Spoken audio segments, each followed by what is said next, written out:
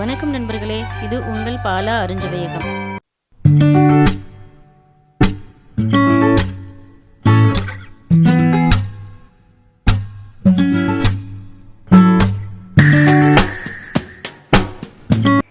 இன்னைக்கு நம்ம பாலா அருஞ்சுவையகத்தில் ரொம்ப ஆரோக்கியமான முருங்கைக்கீரை சாம்பார் எப்படி பண்ணுறதுன்னு பார்க்கலாம். அதுக்கு நான் ஒரு கட்டு முருங்கைக்கீரையை கழுவிட்டு உருவி எடுத்து வச்சிருக்கிறேன். 2 மீடியம் சைஸ் தக்காளி, 2 பச்சை மிளகாய், அதுக்கப்புறமா சின்ன வெங்காயம் எடுத்து வச்சிருக்கேன். ஒரு மீடியம் கப்புக்கு துவரம்பருப்பு எடுத்து வச்சிருக்கேன். அதுக்கப்புறம் 1.5 ஸ்பூன் அளவுக்கு நம்ம வீட்டில் இருக்கிற சாம்பார் தூள் எடுத்து வச்சிருக்கேன். பருப்பு வேக வைக்கிறதுக்காக 1/4 டீஸ்பூன் மஞ்சள் தூளும் 1/4 டீஸ்பூன் பெருங்காயத்தூள் எடுத்து வச்சிருக்கேன். வாங்க எப்படி செய்யறதுன்னு பார்க்கலாம். அதுக்கு முன்னாடி நீங்கள் ஃபர்ஸ்ட் டைம் நம்ம வீடியோவை பார்க்குறதா இருந்தால் நம்ம சேனலை சப்ஸ்கிரைப் பண்ணிவிட்டு அப்படியே பக்கத்தில் இருக்கிற பெல் பட்டனையும் கிளிக் பண்ணிவிடுங்க.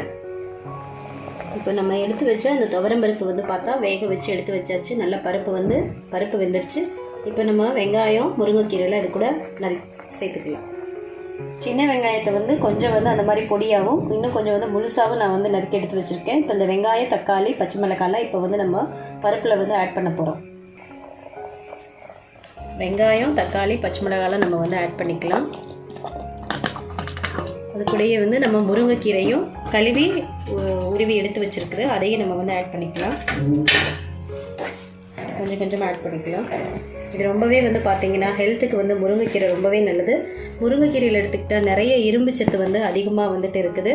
அதுக்கப்புறமா கண் பார்வைக்குமே முருங்கைக்கீரை ரொம்ப நல்லது. முருங்கைக்கீரை இலையாக இருக்கட்டும், முருங்கைக்காயாக இருக்கட்டும், ஃபுல்லாகவே முருங்கை மரம்னாவே அவ்வளோ மருத்துவ பயன்கள் அதிகமாக இருக்குது.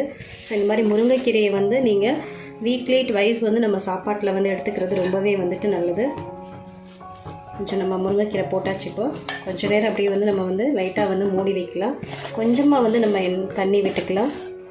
நான் தண்ணி பார்த்தீங்கன்னா எப்போயுமே நான் கழுநீர், அதாவது அரிசி கழுவிய கழுநீர் எடுத்து வச்சுருக்கிறேன். அதை சேர்த்துக்கிறேன்.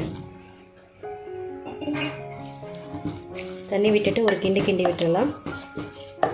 இது கூடயே நம்ம கொஞ்சமாக ஜீரகம் எடுத்து கையிலே எடுத்து அப்படியே நம்ம நசுக்கி இது கூட சேர்த்துட்டு மீடியம் ஃப்ளேமில் வச்சு நம்ம ஒரு 5 மினிட்ஸ் நம்ம மூடி வச்சிடலாம். ஜீரகம் சேர்த்துட்டு ஒரு கிளறி விட்டுடலாம்.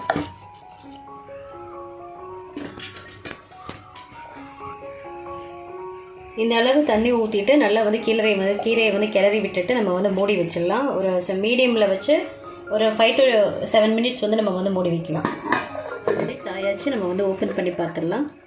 பார்த்திங்கன்னா நல்லா கீரை நமக்கு கீரை, காயில், தக்காளி, வெங்காயமெல்லாம் நல்லாவே பாயில் ஆகிருக்கு. இந்த டைமில் தேவையான அளவு உப்பும் நம்ம எடுத்து வச்சுருக்க சாம்பார் தூள் கல்லுப்பு போட்டுக்கிறேன். தேவையான அளவு போட்டுக்கிறேன். நீங்கள் டேஸ்ட்டு பார்த்துட்டு கல்லுப்பு ஆட் பண்ணுங்கள்.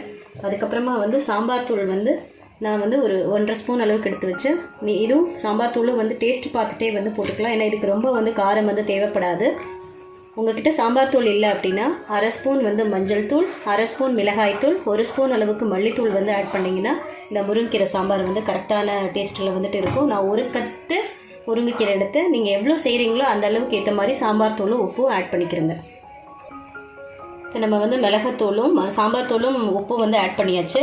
அந்த சாம்பார் தூளோட பச்சை வாசனை போகிற வரைக்கும் ஒரு 10 மினிட்ஸ் அப்படியே கொதிக்கட்டும். மீடியம் ஃப்ளேமில் வச்சிடலாம்.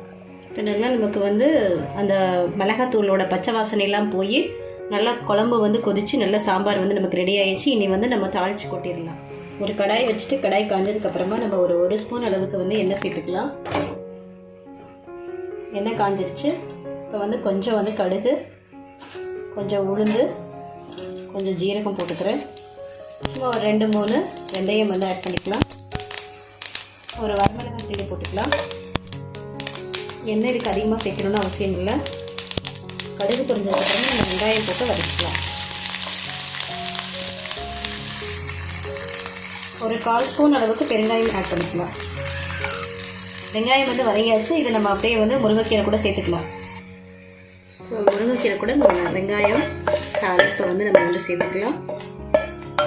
நமக்கு ரொம்ப ஆரோக்கியமான முருங்கைக்கீரை கூட்டு ரெடி ஆகிடுச்சு. இதில் ஒரு பல் பூண்டு எடுத்து அப்படியே தோலோடையே நம்ம தட்டி போட்டுடலாம்.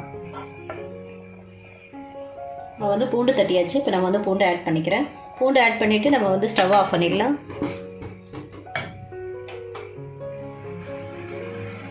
நமக்கு இப்போ நல்லா சூடாக சுவையாக ஆரோக்கியமான முருங்கைக்கீரை சாம்பார் ரெடி ஆகிடுச்சு. நீங்கள் வீட்டில் செஞ்சு பார்த்துட்டு எப்படி இருக்குதுன்னு எனக்கு கமெண்ட்ஸில் சொல்லுங்கள். அதுக்கு முன்னாடி நீங்கள் நம்ம சேனல் ஃபஸ்ட் டைம் பார்க்குறதா இருந்தால் நம்ம சேனலில் வந்து சப்ஸ்கிரைப் பண்ணிவிட்டு அப்படியே பக்கத்தில் இருக்கிற பெல் பட்டனையும் கிளிக் பண்ணிவிடுங்க. இந்த வீடியோ உங்களுக்கு ரொம்ப பிடிச்சிருந்தா ஒரு லைக் பண்ணுங்கள், உங்கள் நண்பர்களுக்கும் ஷேர் பண்ணுங்கள், நல்ல கமெண்ட்ஸ் கொடுங்க. நல்ல உணவுகளை சாப்பிட்டு நம் உடல் நலம் காப்போம். உணவே மருந்து. உங்கள் பாலா அருஞ்சுவைக்கம். நன்றி, வணக்கம்.